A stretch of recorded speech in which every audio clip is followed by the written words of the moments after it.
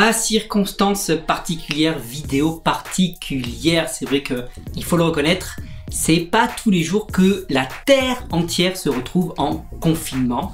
Peut-être que tu l'es aussi, certains je sais peuvent faire du télétravail, certains sont obligés d'aller travailler et vraiment respect à tous ceux qui doivent travailler, notamment à tout le personnel soignant. Vraiment, on est de tout cœur avec vous. Bravo pour votre courage, bravo à vos familles et soutien à vos familles. Je ne vais pas faire de vidéo spéciale coronavirus, il y en a déjà eu un paquet sur le sujet et puis je n'ai pas grand chose à dire si ce n'est respectons les autorités, respectons les consignes, respectons le personnel soignant qui se bat pour nos familles, arrêtons de faire n'importe quoi. Je n'ai pas grand chose à dire de plus sur le sujet. En cette période de confinement, bien sûr, je t'invite à t'abonner à ma chaîne pour pouvoir voir plus de vidéos. Il y a pas mal de vidéos sûrement que tu n'as jamais vues, donc prends le temps, j'ai fait des playlists. C'est l'occasion de découvrir des vidéos que tu as peut-être ratées qui sont sorties avant que tu t'abonnes. Si comme moi tu es en télétravail ou en confinement et que tu ne peux pas, quoi qu'il arrive, travailler, tu as donc plus de temps pour faire plein de choses et notamment pour lire. Oui, c'est important de pouvoir nourrir son esprit, de continuer à nourrir son âme et pas seulement regarder des séries Netflix toute la journée. Personnellement, nous sommes en télétravail avec mon épouse, avec les 2 enfants en bas âge.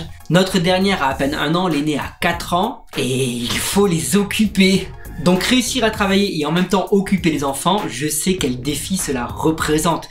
D'ailleurs, si toi tu as des astuces, dis-moi comment tu fais dans les commentaires. Si tu te retrouves en télétravail et que tu trouves ça compliqué également, dis-le moi, je suis de tout cœur avec toi, je te soutiens, je comprends, il n'y a pas de souci. D'ailleurs, pour pouvoir tourner cette vidéo, il faut que ma femme s'occupe des 2 enfants, pendant que moi je suis là. Alors j'aimerais te parler de 2 livres que je suis en train de lire actuellement, et pas seulement te parler de 2 livres, mais te faire gagner 2 livres aussi, ce qui te permettra d'occuper un peu tes journées ou tes soirées. Pour pouvoir gagner ces livres, il te suffit simplement de cliquer dans le lien qu'il y a dans la description tout simplement. Prénom, nom, adresse mail, un tirage au sort sera fait et j'ai 2 exemplaires de chaque livre à te faire gagner. Le premier livre s'intitule En toute transparence, écrit par Patrick Salafranc. Y aurait-il un lien de parenté avec moi? Bah oui, c'est mon papa, tout simplement. C'est le 2e livre qu'il écrit et c'est édité aux éditions Viens et Voix. Je sais pas si tu connais Viens et Voix, mais c'est l'occasion de faire un peu de pub pour eux. Au passage, ceci n'est pas une vidéo commerciale parce que je ne touche absolument rien pour faire de la pub pour Viens et Voix. C'est juste, c'est mon papa qui a écrit le livre, donc forcément, j'ai envie d'en parler. Donc c'est son 2e livre. Le premier s'appelait Pas à pas, où il racontait un peu plus son témoignage de conversion. Et là, dans En toute transparence, il raconte un peu plus son expérience du ministère, parce que mon père était pasteur, il est aujourd'hui à la retraite, et il a commencé le ministère en 1981. Donc voilà, tu imagines qu'il a pas mal de choses à raconter, de vécu, et c'est un livre vraiment très encourageant au niveau de la foi, ça va vraiment booster ta foi. Parfois on peut se demander, quand on lit la Bible, on se dit mais où sont les miracles, où sont les signes qui accompagnent ce que la Bible enseigne? Quand tu lis ce livre, tu t'aperçois que c'est encore pour nous aujourd'hui. D'ailleurs, une petite expérience que j'aimerais raconter, qu'il raconte dans ce livre et qui m'a interpellé. Il raconte que dans une des églises qu'il a pris en charge, un jour il arrive devant la porte de l'église et il n'avait pas les clés. Il venait juste d'être nommé dans cette église-là, on n'avait pas encore fait le transfert des clés, et il se retrouve là devant l'église sans les clés, et la personne qui devait amener les clés n'est pas là. Et on est dans les années 80. Pas de téléphone portable, il sait pas comment contacter la personne, forcément. Les personnes commencent à arriver dans l'église, et là, 10 minutes, 15 minutes se passent. Il appelle le pasteur via une cabine téléphonique, et le pasteur n'est pas chez lui. Et oui, et là je me suis dit, ah ouais, c'est vrai qu'aujourd'hui, on aurait tout simplement appelé via le téléphone portable, on aurait forcément eu la personne, on aurait harcelé de textos, etc. Le pasteur principal n'est pas chez lui, il peut pas le joindre, comment faire? Et 15-20 minutes plus tard, il y a une personne qui arrive avec les clés de l'église. Et cette personne raconte qu'elle était tranquillement chez elle quand une voix lui a dit « Va à l'église, ils ont besoin des clés ». Waouh! Le Saint-Esprit a simplement parlé à une personne qui était chez elle. Il lui a dit « Va à l'église, ils ont besoin des clés ». Et en lisant ça, je me suis dit « Mais c'est un truc tout simple, un truc tout bête qu'aujourd'hui on ne vit plus, parce qu'on a la technologie et parce qu'on a remplacé Dieu entre guillemets par un autre moyen. » Et je me faisais cette réflexion, je me disais c'est fou, des petits trucs tout simples parfois on ne les vit plus parce que on a remplacé Dieu par autre chose. Et on se plaint parfois ou on se demande où sont les guérisons, mais comment Dieu pourrait-il agir quand notre premier réflexe c'est d'appeler le médecin ou si on a un problème de santé d'aller à l'hôpital? Je dis pas que c'est pas la bonne chose et je remercie Dieu pour les médecins, je remercie Dieu pour les hôpitaux que nous avons en France, et parfois on s'étonne qu'il y a plus de guérisons ou plus de récits de miracles dans certains pays moins favorisés. Forcément, quand la seule solution que tu as c'est Dieu, bah tu cries à Dieu, Dieu intervient. Mais quand tu te dis je vais prier pour ma maladie, et puis si Dieu n'intervient pas, j'irai voir le médecin, forcément ça encourage pas la foi. Ça n'encourage pas vraiment à mettre toute notre confiance à Dieu.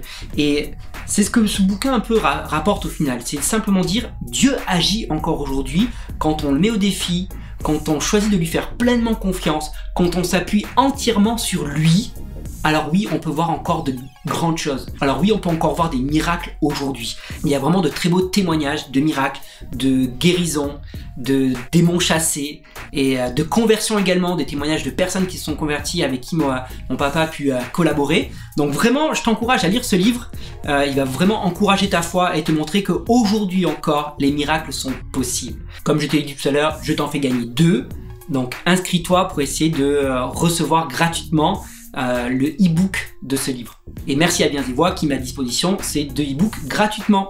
Et le deuxième livre dont j'aimerais te parler s'appelle Pertinent, point d'interrogation. Je te mets la couverture juste ici parce que celui-là je l'ai pas en physique, je l'ai seulement eu en e-book.